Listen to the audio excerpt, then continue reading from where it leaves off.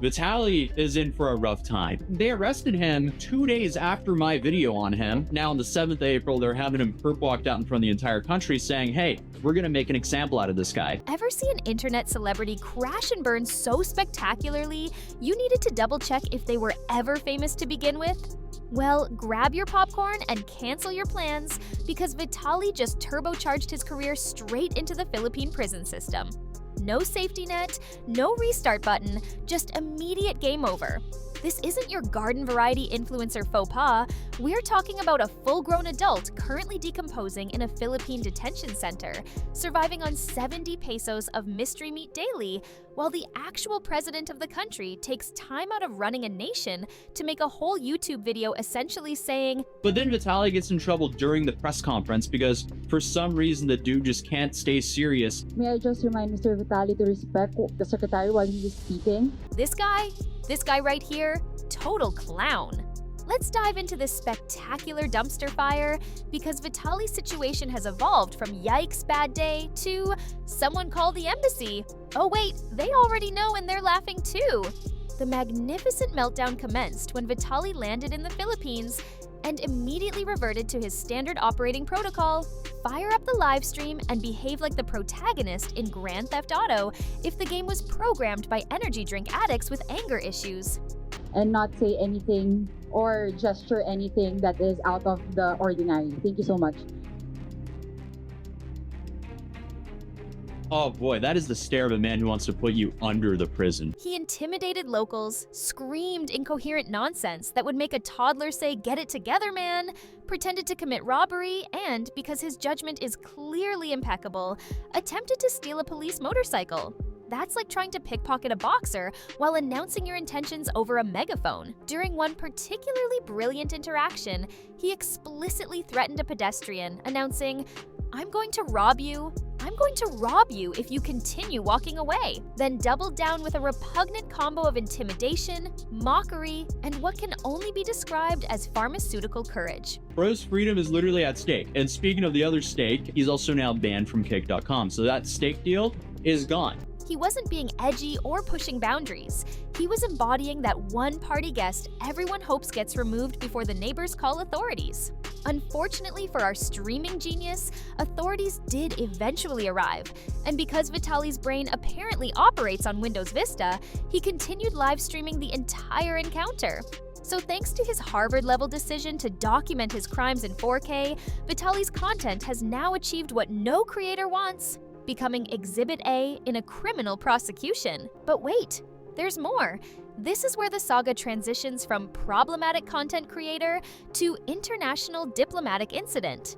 After detaining him, Philippine authorities didn't simply stamp his passport with denied and send him packing on the next flight. Oh no. The Philippine government explicitly communicated they won't be dismissing him with a gentle slap on the wrist and a stern, "Don't do it again, you rascal!" They intend to transform him into the poster child for a Round and Find Out International Edition.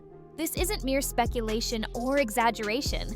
The actual, legitimate, elected by millions president of the Philippines, Bongbong Marcos, addressed Vitaly's shenanigans on his official YouTube channel like he was announcing new tax legislation. He essentially told his 110 million citizens, "We refuse to tolerate this individual treating our nation like an open-world video game. Diplomatic courtesy has officially expired." When a nation's supreme leader interrupts matters of state to specifically address your TikTok foolishness, you've definitively crossed into uncharted waters, and those waters are filled with legal piranhas. So where's our self-proclaimed prank sovereign currently residing? Welcome to Camp Bagong Diwa, locally known as the place where influencers discover actions have consequences. Perhaps Vitaly believes he's participating in an extreme reality show, but this environment isn't merely uncomfortable, it's what prison architects design when they're having a particularly vindictive day. Picture this luxurious accommodation: 3 grown men sharing a single bed frame that would make economy airline seats look spacious, plumbing that consists of figure it out yourself, ventilation that operates on the principle of maybe breathe less, and mosquitoes so numerous they hold their own democratic elections.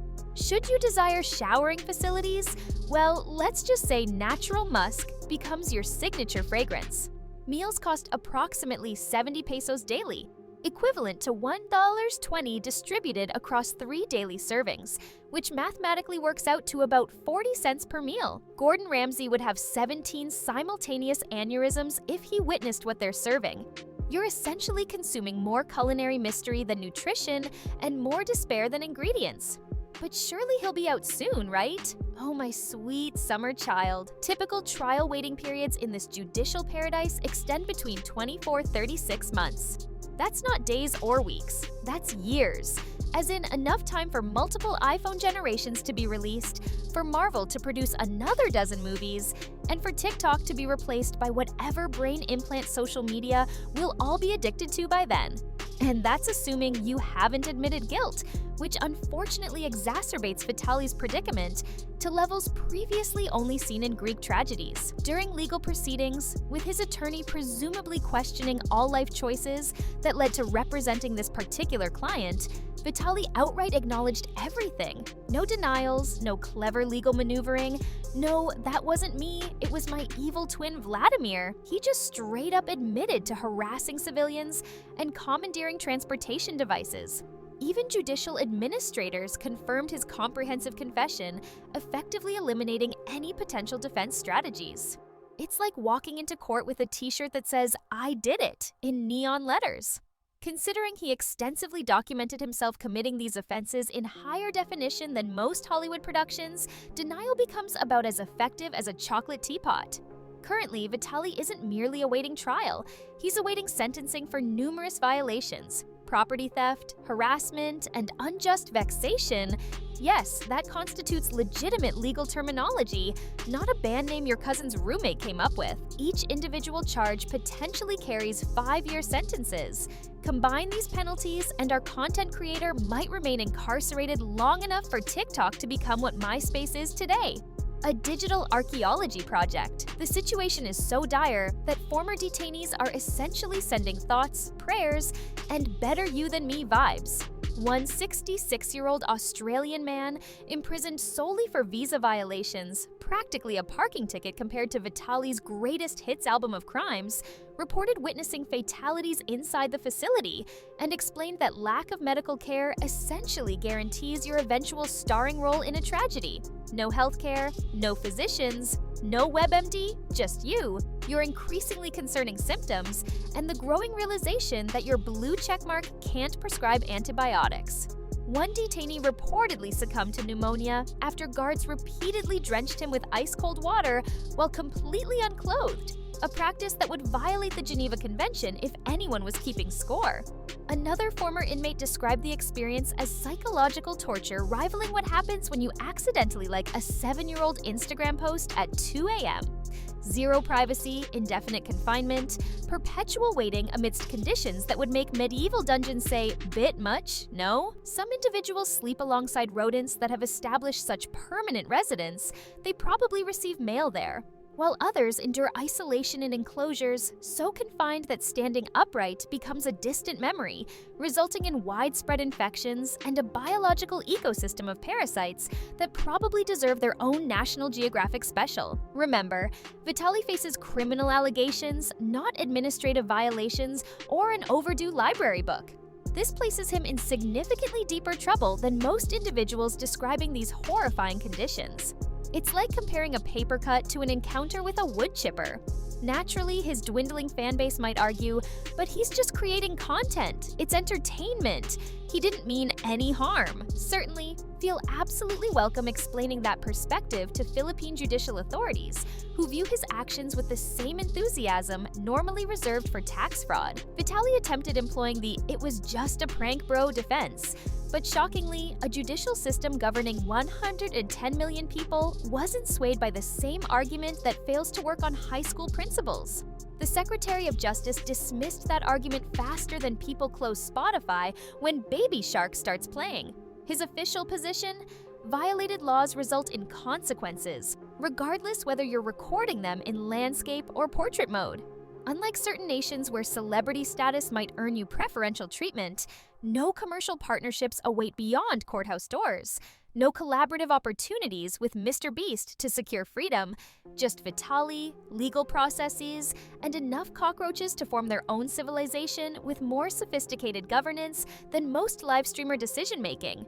The authorities clearly intend making him an example because, frankly, numerous IRL streamers have been pushing boundaries like they're testing the structural integrity of a house of cards during a hurricane.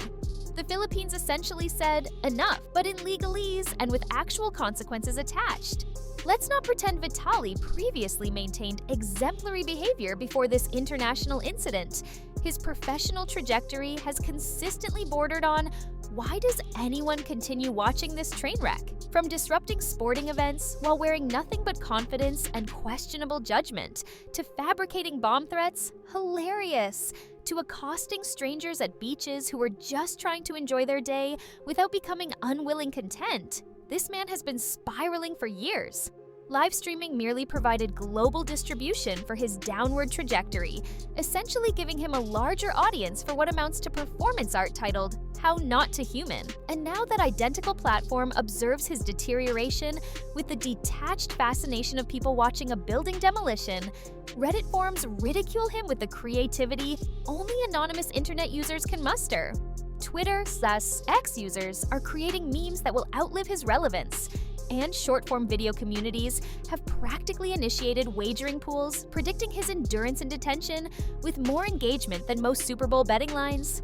The recognition he desperately pursued has completely vanished, remaining only as the quintessential cautionary example for aspiring influencers, like those workplace safety videos, but for content creation. Prior to his incarceration, Vitaly entered Philippine dining establishments impersonating management, prepared food without any apparent health certifications, verbally abused kitchen staff who were just trying to make it to the end of their shift, and in a stroke of branding genius, identified himself as Vitaly McDonald. Perhaps he believed certain viewers might find these antics entertaining, but ultimately contributed additional evidence against himself with the enthusiasm of someone incriminating themselves for crimes nobody even suspected them of committing. Currently, Vitaly remains trapped indefinitely. No scheduled hearings, no official support, no legal escape mechanisms, and definitely no verified badge in jail. Deportation isn't forthcoming, plea agreements aren't available, and sympathy exists in quantities best measured with an electron microscope. This represents inevitable consequences when establishing your entire reputation upon shock value and disrespect.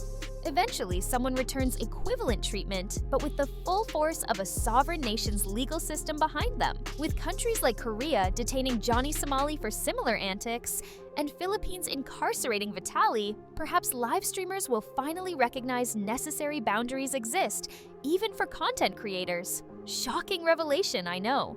International travelers behaving as though regulations don't apply increasingly receive harsh reality corrections delivered with all the subtlety of a sledgehammer to a souffle. Undeniably, Vitaly faces insurmountable challenges. He broadcast his crimes with production values most Netflix documentaries would envy, admitted them during judicial proceedings with the casual confidence of someone unaware of what incarceration means, and now languishes within one of Earth's most severe detention facilities. He's consuming sustenance questionable enough to make gas station sushi look like Michelin-starred cuisine, observing insect species previously unknown to science, and realizing that social media popularity converts to real-world currency at approximately the same rate as monopoly money.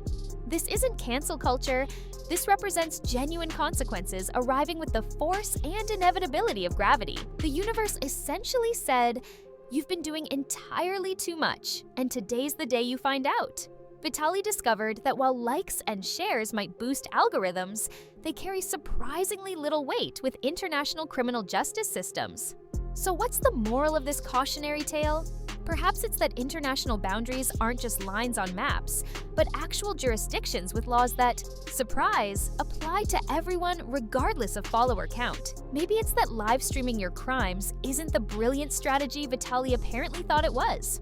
Or possibly, just possibly, it's that treating foreign countries and their citizens with basic human respect might be not just ethically sound, but also strategically advantageous for avoiding accommodations where cockroaches are your roommates. What's your perspective? Does this constitute justified punishment or excessive response? Should additional content creators face similar accountability when they treat entire countries like background props in their personal reality show? Would you survive a Filipino detention center better than Vitaly? The correct answer is no, you wouldn't. Share your perspectives below, and until our next discussion, perhaps consider that the most extreme content isn't worth trading years of your life for fleeting engagement metrics. And remember, no matter how badly your week is going, at least you're not eating mystery meat in a Filipino detention center while the president makes YouTube videos about what a disaster you are. Sometimes the lowest bar for success is simply not being Vitaly.